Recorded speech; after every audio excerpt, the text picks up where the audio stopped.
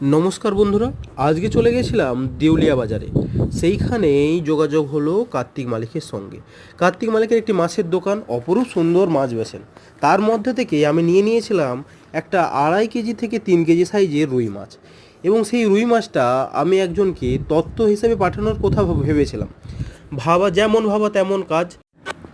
এরপর যথারীতি কথা মতন আমার কথা শুনেই তিনি নিজের হাতেই বাজার থেকে নিয়ে চলে আসলেন তত্ত্ব সাজানোর জিনিস, এবং খুব অপরূপ সুন্দরভাবে মাছটিকে যেন মৎস্যকন্যার মতন সাজালেন।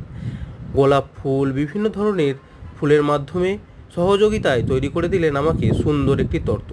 এবং সেই তত্ত্বটা কেমন হয়েছে এটা জানার জন্যেই তিনি বললেন অবশ্যই যেন সকলেই নিচে কমেন্ট করে বলে দেন যে কত সুন্দর লেগেছে তার এই হাতে তৈরি করা তত্ত্বটি।